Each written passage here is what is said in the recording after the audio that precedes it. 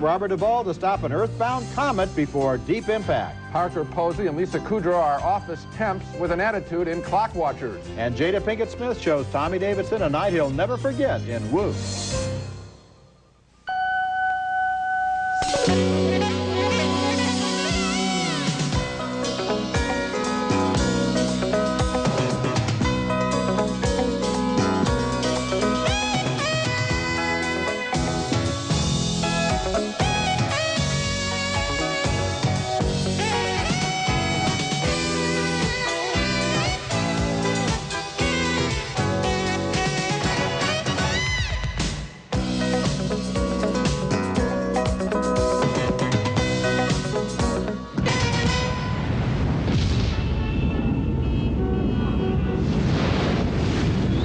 A catastrophic comet is headed straight for Earth in Deep Impact, one of 6 new movies we'll be reviewing this week on Siskel and Ebert. I'm Gene Siskel of the Chicago Tribune. And I'm Roger Ebert of the Chicago Sun-Times. Deep Impact opens with some bad news. A comet the size of Mount Everest is headed straight for the Earth, and its impact threatens to exterminate all life on the planet. For the movie viewer, this poses a real dilemma. If it does hit, it's the end of humanity. But if it doesn't, we don't get to see all those neat special effects. While we're wondering if the movie will find a way to have its cake and eat it too, a reporter played by Téa Leoni stumbles on top-secret communications about the comet. So top secret, she misinterprets them, thinking she's uncovered a White House sex scandal. She has a confidential meeting with United States President Morgan Freeman. Mr. President, I'm not interested in using Ellie to further my career. What do you know about Ellie? I know you should have picked a better cover story than a sick wife. See? What'd I tell you? A few days later, Freeman breaks the news to the nation. Movie speeches like this are usually pretty silly, but I thought this one was well written and delivered. If this comet continues on its path around the sun and keeps its present course, sometime on August 16th, roughly a year from now, there's a chance that we might have impact. So for the past 8 months, the United States and Russia have been building the largest spaceship ever constructed. It's being built in orbit around the Earth, and we call it the Messiah. Once the Messiah spacecraft arrives at the deadly comet, veteran pilot Robert Duvall takes over the controls. He's got the experience. He landed on the moon. Get the hell out of there!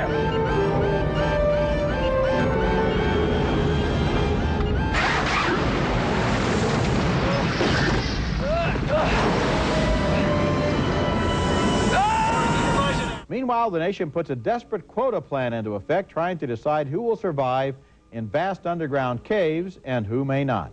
The evacuation of those who have been selected for the Ark will take no longer than 2 days, beginning on August 12th. During this 2-day period, no unofficial travel will be permitted.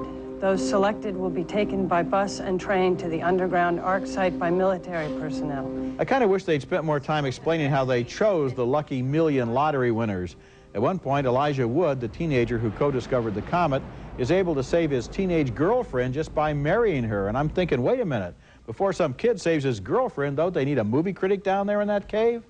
Deep Impact has some moments of wit in its dialogue, and good performances by Freeman and Duvall, and some entertaining special effects, but it's a very standard disaster picture following the ancient formula in which the story intercuts between a few stereotyped characters.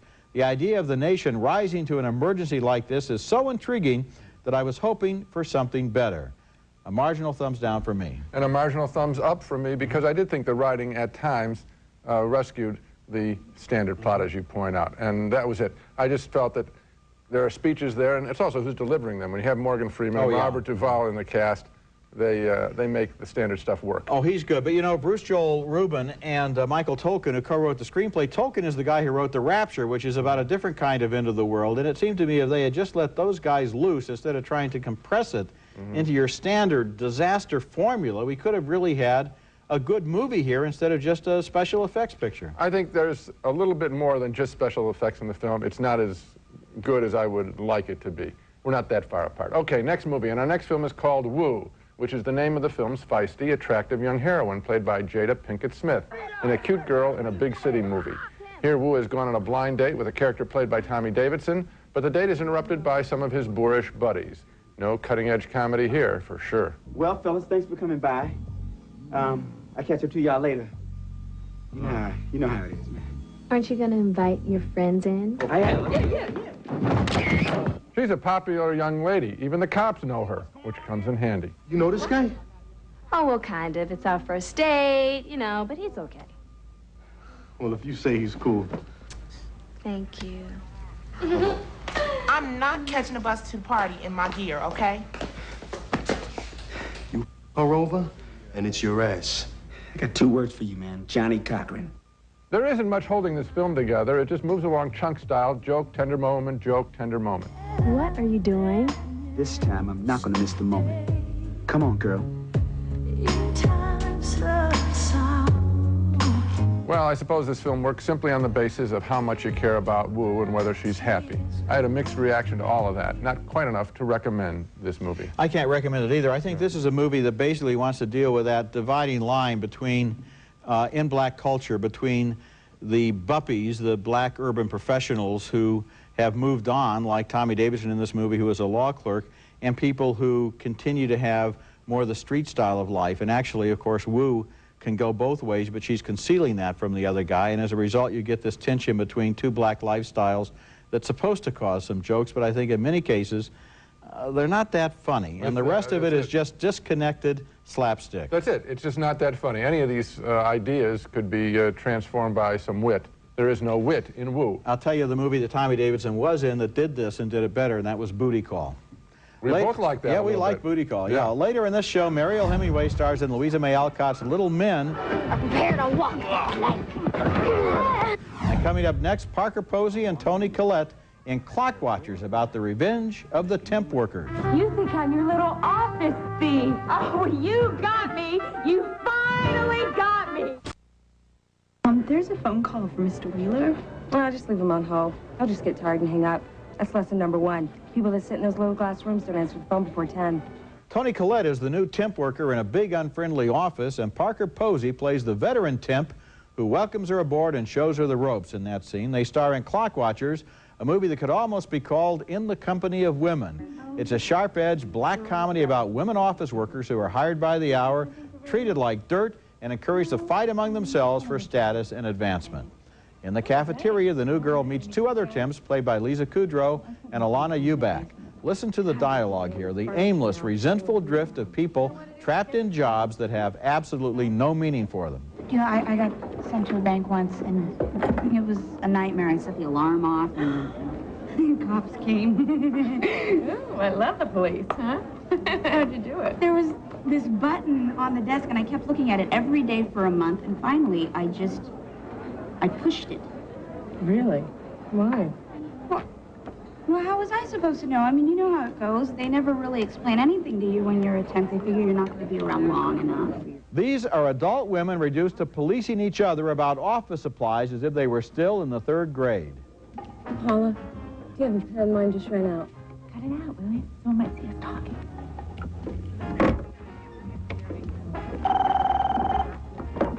Credit.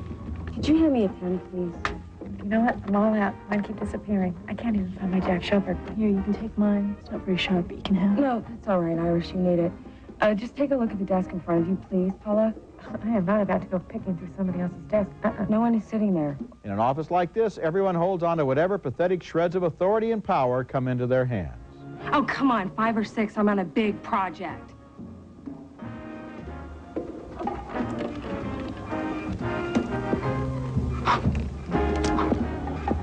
And then there's an office mystery. Somebody in the office is a thief, and things keep disappearing off of people's desks and out of their drawers. Is it the new girl, played by Toni Collette, or the rebellious character played by Parker Posey? One thing about the crime wave, at least it gives them something to think about. Clockwatchers is written by sisters Jill and Karen Sprecher and directed by Jill Sprecher, and they have a perfect eye and ear for the boredom and pettiness of office life. It's funny and truthful, and the acting is right on target, and it's one of the new American movies about life and work as it is actually experienced. And this is something that is really welcome to us because we have complained so often that work is avoided in American movies, as it is experienced, as you said. And here's a case, I'm sure what happened, which was one of these 2 women, the Sprecher sisters, did some temp work. Must have. And said, you know what, there's a story here. And there is a story. A lot of people do temp work. And it's like substitute teaching. It's a recipe for disaster. Oh, you know, watching this movie, I just thought of Dilbert all the way through, with the muzak that's really so annoying, and the little office cubicles, and everybody fighting for every square inch of space, and their little bulletin boards to let them know this is their desk, and otherwise they get lost in that giant space. It's really a very evocative movie. It's a good film, well written, smart. Coming up next, the flip side of the classic Little Woman story. Here's Louisa May Alcott, not as well known, Little Men. Stop them! Come on!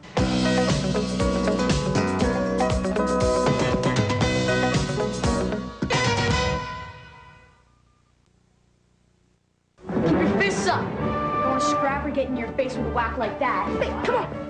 Hey, go, go. Keep moving. Guard your gut, your head. Those are the title characters in Louisa May Alcott's Little Men, her companion piece to her classic Little Women novels, and there's a reason why Little Men is not as well known as Little Women.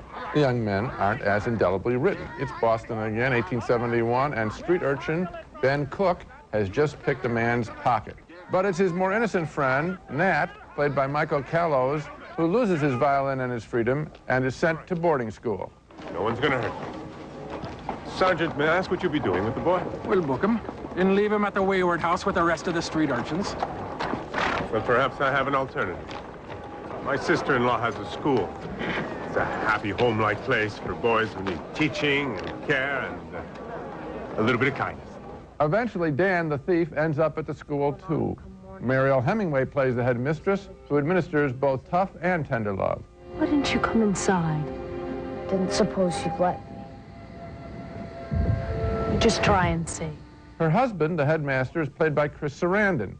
Little Women is a treasure chest of young girls' dreams about their future. By comparison, this Little Men is a compendium of physical hijinks.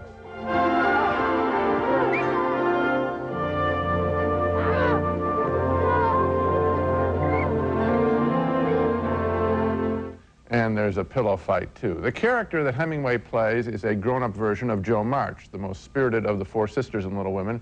And significantly, she's the most compelling character in this story, too. Apart from her, though, I can give Little Men only a mixed review. None of the boys was that memorable, and so I can't quite recommend Little Men. I can't come anywhere close to recommending it. I thought it was a big bore and kind of a do-gooder kind of thing that's going to bore its intended audience.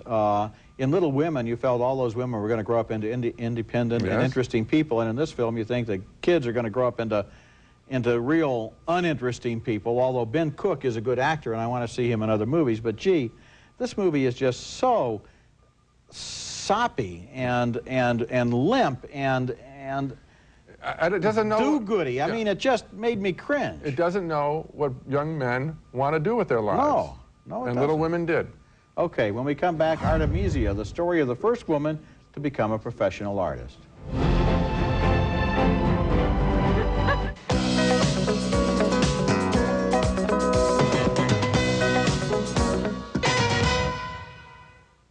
Our next movie, which is as lush as it is informative, tells the story of Artemisia Gentileschi, who grew up in 17th century Italy when serious painting was not considered a suitable occupation for a woman. But Artemisia had a natural gift, and she also had a proud and understanding father who allowed her to work in his studio. He was willing to teach her, but he drew the line at a young woman drawing the male anatomy. Je ne pourrai jamais faire de progrès si on m'empêche de peindre des hommes nus. Artemisia, c'est le Saint-Père, et non pas ton père, qui a décidé que les femmes ne pouvaient pas étudier l'anatomie masculine. That's Michel Serrault as the father and Valentina Cervi, very spirited and determined, as the daughter. A famous painter named Tassi comes to their town to share a papal commission, and she attracts his attention immediately. Ça, c'est le travail de votre père. Mais non, c'est le mien. Mon visage, fait par moi. That's Mickey Manashovic as Tassi. The young woman demands to study with him, and her bold self-confidence is attractive to him. Si vous ne les avez pas montrés à l'académie, je suppose. Non. Bien votre père. The relationship becomes a competition between two strong artistic egos. Je n'ai jamais dit que je ne le savais pas. Qui avez-vous pris comme modèle pour vos études de vue?